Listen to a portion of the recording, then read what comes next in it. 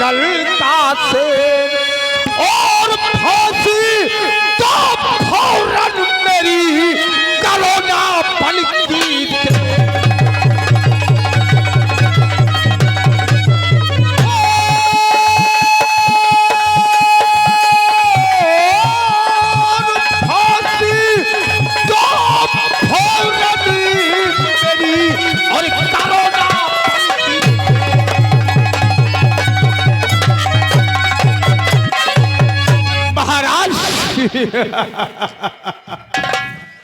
तेरी फांसी हो और मेरा नाम सुल्तान सही मैं बताया।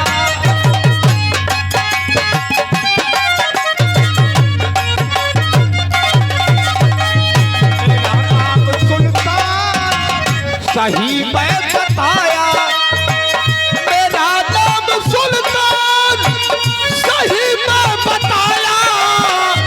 वतन लूटने को तेरे रात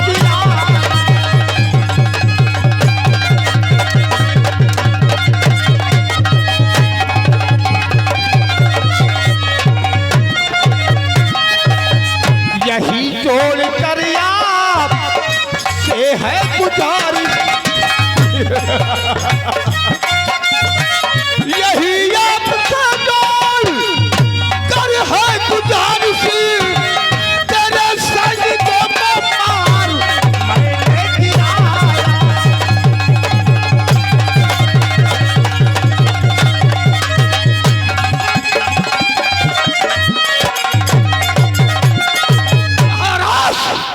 मैं अपने यूनान से ये प्रतिज्ञा करके आया था कि तुम्हारे उदयनगर बस्ती को शमशान घाट बना दूंगा और तेरे बॉर्डर पर सुल्तान सिंह के नाम का झंडा लगेगा और तेरे इस उदयनगर रियासत का तख्त और ताज सुल्तान सिंह के हाथ में आएगा। बहुत बड़ा ख्वाब देख कर आया था, लेकिन ये नहीं जानते कि रियासत उदयनगर है। महाराज और ये कहो तुम्हारे सेनापति प्रताप सिंह ने हमारे दोस्त भवानी सिंह को मार दिया।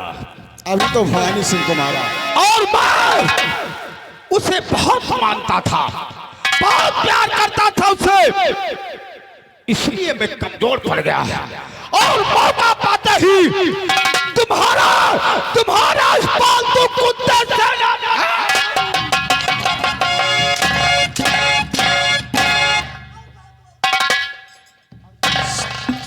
से प्रताप सिंह मेरी बात सुनो। सेनापति डाल दो इसको जिंदान भाई।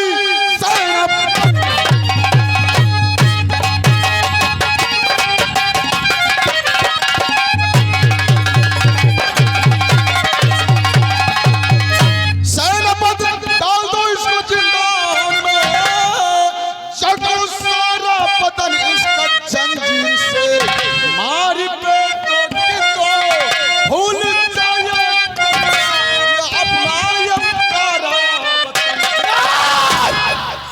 नहीं महाराज, ऐसी गलती मत करिए। तत्काल हमारी फांसी दे दो या तो मुझे गोली मार दो। भलाई इसी में है, सोच लो महाराज। सेनापति वरना अगर ये सुल्तान सिंह तुम्हारी जेल से आजाद हो गया नामुमकिन है। सोच लो महाराज। सेनापति लगा साले के 4 घंटे और इसका बदन जंजीर से जकड़ दूं।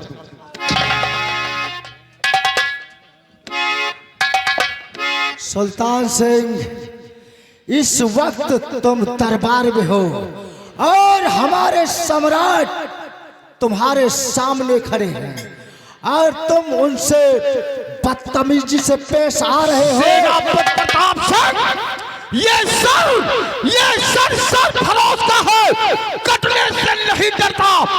मौत की धमकी किसे देता है, मरने से नहीं डरता। ये सुल्तान सिंह यूनान देश से जब आया था, 4 हथेली पर लेकर आया था, समझे? मैं तेरी सारी बात समझ चुका हूँ, लेकिन शायद तू हम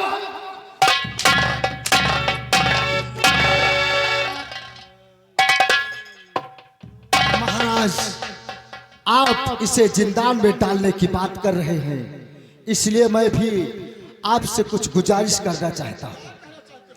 तो सर्प का फन कुचल देना ही ठीक है। सर्प का फन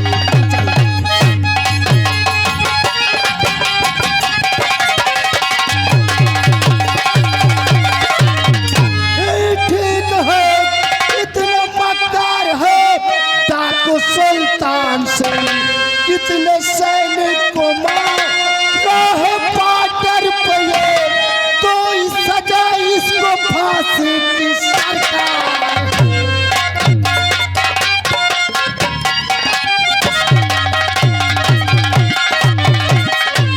इसने सैनिक को मारा है बॉर्डर के, ये तो सजा इसको फांसी की सरकार।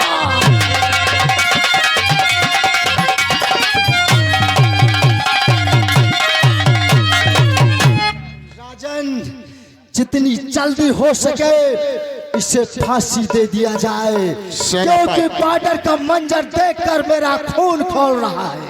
आप चिंता नहीं करो, फांसी होगी, लेकिन कल 10 बजे, और सारे नग में ढिंढोरा पिटवा दो कि जो कोई सुल्तान सिंह की फांसी देखना चाहता है वो कल 10 बजे दरबार में मौजूद हो जाए। इसलिए कि जब जिस सुहागन की सुहाग उजाड़ा है और जिस माँ का बेटा को मारा है इसने, जब ये देखेगी सब तो उसके कलेजे को ठंडक पहुंचेगी। जल्दी करो। राजक्रम, ले जाओ सुल्तान सिंह को जिंदान में डाल दो।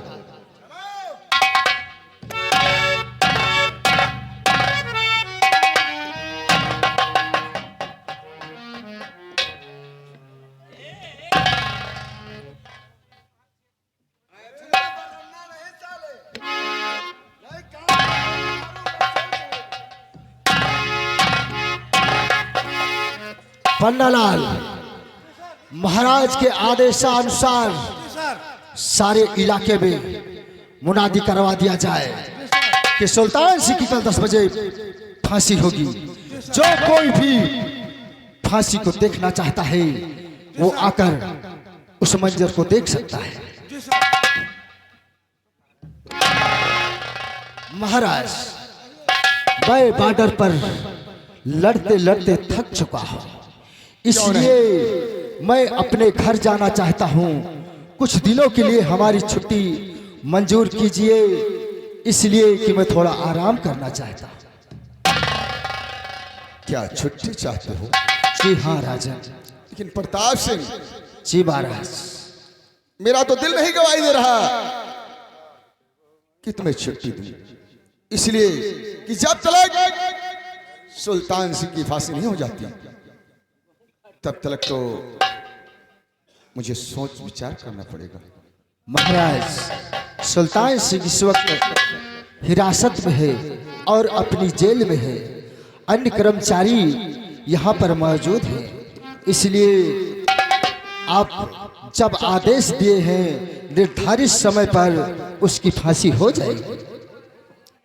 अगर ये बात है तो ठीक है, तुम्हारी छुट्टी 8 दिन के लिए मंजूर हुई, जा सकते हो।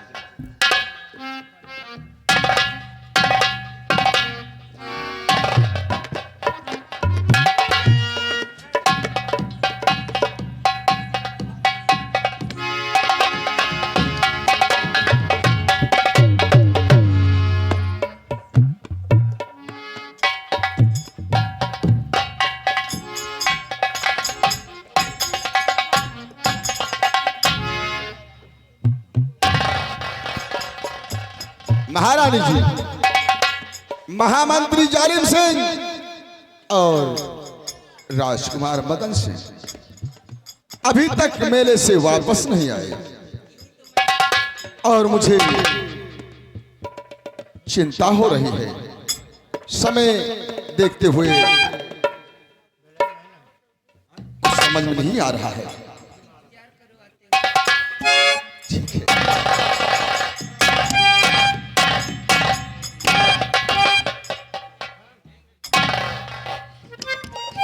महाराज की जय हो। जय हो सेनापति ओ महामंत्री जी जालिम सिंह। महाराज। ये बताओ कि राजकुमार नजर नहीं आ रहा।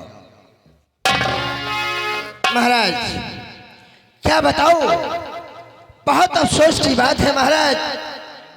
कहते हुए हमें बहुत डर लग रहा कि आपसे कैसे कहूं कि राजकुमार मदन सेन हमारे साथ क्यों नहीं आया।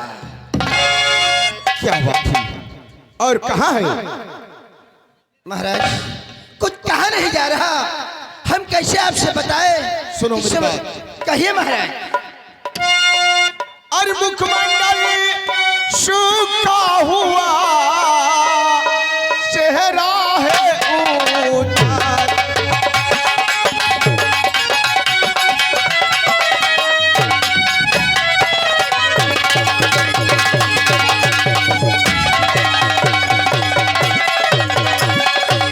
मुखमंडल सूखा हुआ चेहरा है उदास। बोलो कुछ खोलो जुबान, मोड़ खड़े क्यों पास?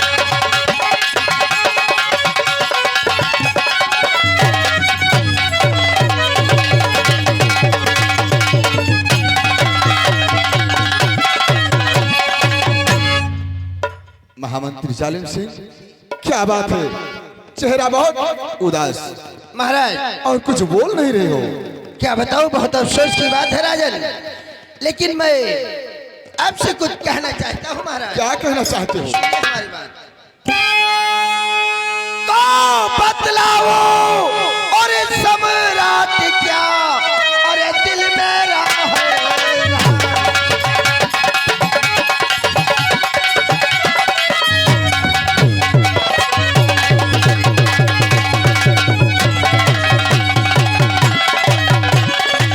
बतलाऊं सम्राट क्या दिल मेरा हैरान, और गंगा जी की लहर से अरे उठाए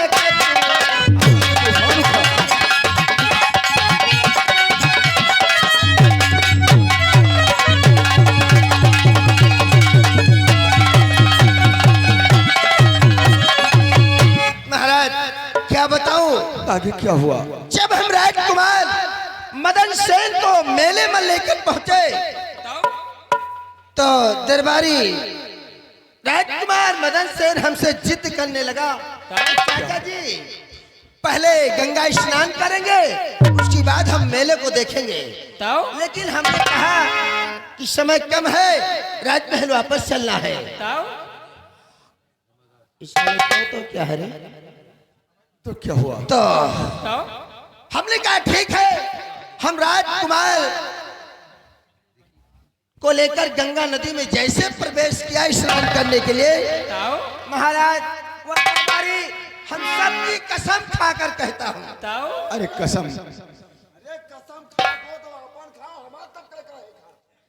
आप समझो कि मैं बिल्कुल सत्य कह रहा हूँ, महाराज के पूरे परिवार की कसम। जब हम ये क्या हुआ? राजकुमार को लेकर मेले में पहुंचे और जैसे गंगा नदी में स्नान करने के लिए प्रवेश किया, होता क्या, मेले में बहुत बड़ा तूफान आ गया महाराज। जब तूफान आ गया और पूरे मेले में अंधेरा छा गया और गंगा की लहरें इतनी तेज हो गई कि हमारी कुछ समझ में नहीं आया। थोड़ी देर में क्या देखता हूँ, जब तेज तूफान आया, तेज गंगा में लहरें आ गई तो राजकुमार का हाथ हमारे हाथ से छूट गया। उसके बाद जब अंधेरा समाप्त हुआ, तूफान कम हुआ, लहरें कम हुई, तो मैं क्या देखता हूँ, तुम्हारी सबकी कसम खा के कहता हूँ राजकुमार मदन सेन कि वहां हमें लाश मिली महाराज।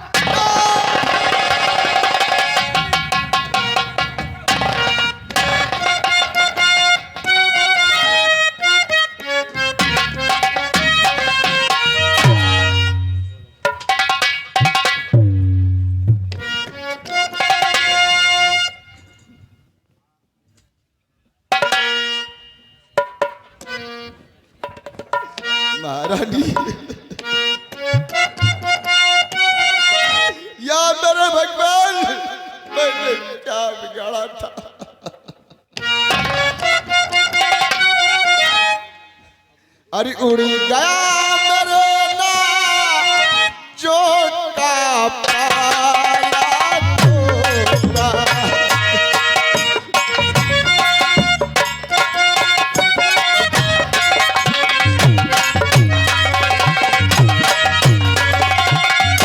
उड़ गया मेरे नाजों का पाला तोता। कैसे बांधू धीर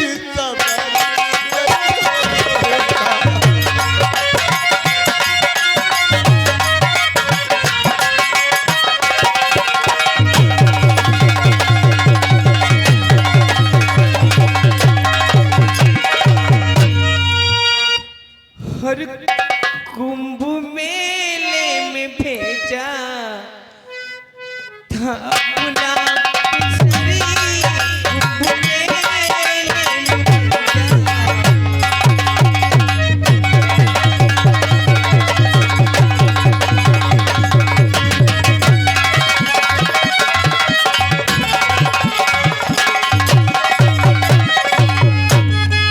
कुंभ मेले में भेजा था अपना पिसरी, और खो दिया लाल होता,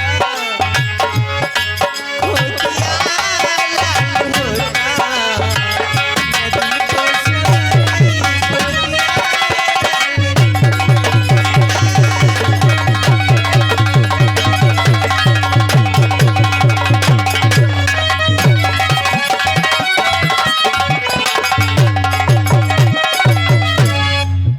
आता था स्कूल से कहता माँ मुझको खाना दीजिए, माँ कहकर कौन भुलाएगा स्वामी बतला दीजिए।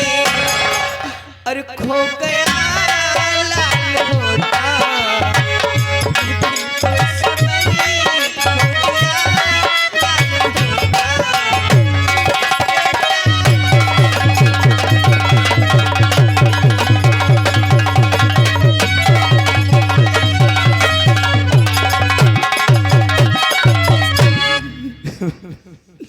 अरे धीर दिल में धरो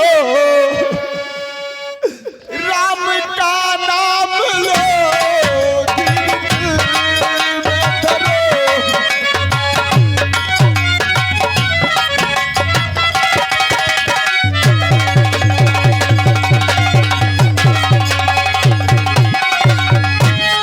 धीर दिल में धरो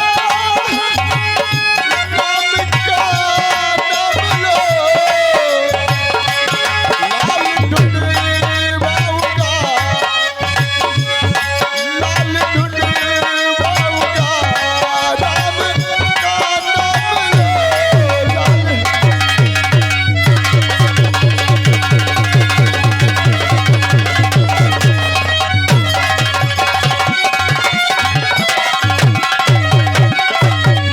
ऐसा कर सकती नहीं गंगा जी का धार है। लाल में जिंदा ये भी ये मुझको विश्वास है। लाल ढूंढवाऊंगा सब्र से काम लो। लाल ढूंढवाऊंगा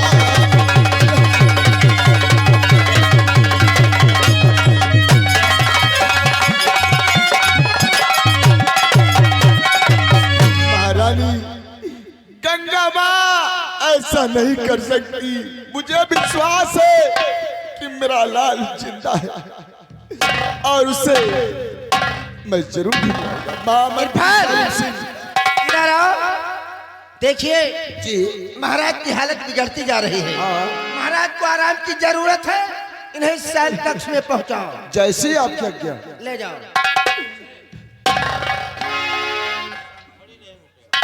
दासी इधर आइए। देखिए महारानी जी रोते रोते पागल हो जाएंगी, इनको ले जाइए, इनकी सेवा करो। अब इन्हें आराम की जरूरत है। जी मंत्री जी, ले जाइए।